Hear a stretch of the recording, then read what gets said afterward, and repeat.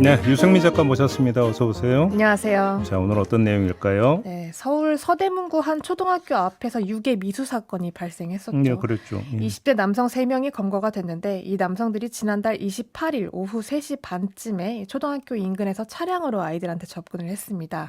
귀엽다, 집에 데려다 주겠다라고 이제 유인을 했는데 약 5분에 걸쳐서 3차례나 시도를 했지만 학생들이 현장을 벗어나면서 이제 미수에 그친 겁니다. 네.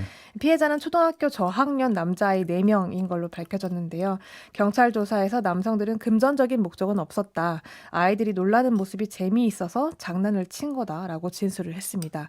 그런데 정작 CCTV에는 아이들이 겁에 질려서 달아나는 모습이 담겼고 또 한 번 공분을 샀던 그런 사건이었죠. 이거 경찰 수사도 좀 논란이 되지 않았습니까? 네, 이게 사건 이틀 뒤에 피해 아동 어머니가 이제 경찰에 신고를 하면서 이제 각 학교에서도 인근 초등학교 그 가정들한테 통신문을 보내서 유괴 시도가 있었다 주의하라라고 안내를 하게 됩니다. 근데 경찰이 여기서 오인 신고였다라고 발표를 하면서 학교들도 유괴 시도는 없었다라고 공지를 했는데 이렇게 상황이 일단락되는가 싶었는데 지난 금요일 날 경찰이 또다시 남성들이 실제로 아이들을 유인하려고 했던 사실을 확인했다라고 입장을 번복하게 되고 예. 그 이유로서 뭐 첫 신고 당시에 피해 아동의 어머니가 신고했던 차량과 실제 범행에 사용됐던 차량이 달라서 혼선이 있었다라고 해명을 내놓게 이제 되죠. 문제는 앞으로 비슷한 사건이 또 발생할 가능성을 대비하는 건데 네. 교육청 대책은 좀 나온 게 있어요? 대책이라고 할 게 그 학교에 이제 공문을 보냈는데요. 공문의 골자가 초등학교 저학년 혹은 아이들이 혼자 등하교를 하는 학생들은 앞으로 보호자 동행을 권장한다라는 게 골자였습니다. 그게 대책이에요? 네. 또 대리인한테 인계를 할 경우에는 신분 확인을 좀 더 철저하게 해달라라는 것이었는데 문제는 뭐 맞벌이 보호자라던가 거동이 불편한 보호자는 이렇게 하고 싶어도 못한다라는 그렇죠. 점이죠. 예. 현재 초등학교 1학년과 2학년의 자녀를 둔 맞벌이 가정의 보호자 이야기를 한번 들어봤습니다. 들어보시죠. 지역사회가 함께 나서서 이 문제를 어떻게 안전한 사회를 만드느냐를 생각해야 하는 상황인데 그걸 이제 이런 식으로 교육청에서는 우리는 어쨌든 공문 보냈어?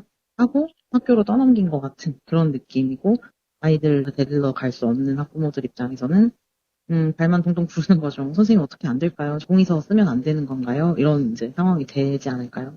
결국 이 얘기는 보호자, 부모 몫이라는 얘기잖아요. 네, 그러니까 사실 이 대책 자체도 전혀 새로운 대책도 아닌데요. 유괴 대상이 됐던 학생들이 다니고 있는 그 초등학교 같은 경우도 학기 초부터 보호자 동행 지침을 내놓은 상태였습니다. 그랬어요? 네. 예. 또 이 학교만 그런 게 아니고 보호자 인계 없이는 학교를 허용하지 않는 학교가 이미 상당히 많은데요. 네. 혼자 다녀야 하는 경우에는 보호자가 동의서에 서명을 하도록 하는 상황입니다. 그러니까 이미 학교 현장에서는 부모 책임이다라는 거를 이제 암묵적으로 강조를 하고 있는 셈인데 네. 이렇게 돌봄에 공백이 생긴다거나 또 돌봄 수업 이후에 내가 학원을 가야 하는데 그 학원에서 차량 지원이 안 되는 학원일 경우에는 보호자가 결국 찾고 기댈 수 있는 곳이 학교와 지자체밖에 없는데 손을 놓고 있는 셈이죠. 어떻게 해야 된다고 보세요? 네, 학교에서 일단 보호자 이야기를 한번 들어보겠습니다. 학교에서 계속 남아있게 하고 싶은 부모는 없어요. 아이가 같은 공간에 이렇게 친구들은 다 집에 가고 하는데 7시, 8시까지 남아있고 싶지 않을 거니까 네. 결국은 사교육기관에 저희 아이 데리고 이것도 해주시고 저것도 해주세요. 그리고 연계하는 것도 안전하게 잘 부탁드립니다 하고 돈을 지불을 하고 있는 상황인 거죠. 네. 네, 그러니까 요즘 뭐 학교 시간이 되면 그 정문 앞에 각종 학원 차량이 쭉 이렇게 서 있는 모습을 맞아요. 많이 보실 텐데요. 맞아요. 결국 이렇게 공교육에서 구멍이 생기다 보니까 보호자가 또 추가로 돈을 지불을 해서 계속 사교육에 돌봄을 맡기는 상황이 계속 이어지고 있는 겁니다. 그렇죠. 이게 네. 현실인 거죠. 네. 자, 그렇다고 인력이 제한되어 있는 학교에서 완전한 돌봄을 한다는 것도 어렵고 네. 어떻게 해야 되는 겁니까, 그러면? 그러니까 보호자들이 공통적으로 얘기를 하고 있는 게 이거는 학교 차원에서 해결할 문제가 아니다. 제발 교육청과 지자체에서 이걸 더 적극적으로 나서서 해결을 해야 되는 문제다라고 얘기를 하고 있는데요. 네. 또 마침 지난주부터 서울시 교육청이 대책을 검토 중이다라는 보도가 나와서 좀 관련 내용을 문의를 해봤는데 아직 어떤 부서에서 이걸 담당할지부터 결정이 되어야 검토가 가능하다라는 답변을 들었습니다. 그 얘기는 지금까지 이걸 담당하는 부서도 없었다는 얘기잖아요. 네.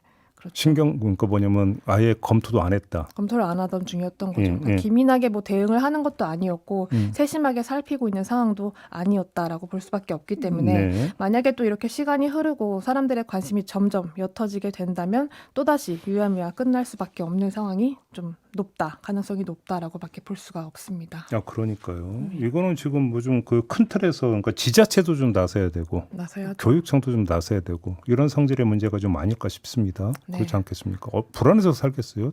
당장 이번 주부터 보호자 동의해주세요라고 했을 때 굉장히 막막한 상황인 거죠. 맞벌이 가정일 경우에는. 그러면 결국은 이렇게 되다 보면 이제 결국은 또 이제 학원에 아이 저기 이제 등록하고 학원에서 그러니까 저기 아이 좀 데려가게 이거 말고는 지금 방법이 없을 수가 있는 거잖아. 네. 그러면서 사교육 부담을 오히려 더 늘려버리는 거잖아. 늘려버리는 거. 이런 식으로. 네. 알겠습니다. 자 여기까지 진행하죠. 유승민 작가 수고하셨어요. 고맙습니다.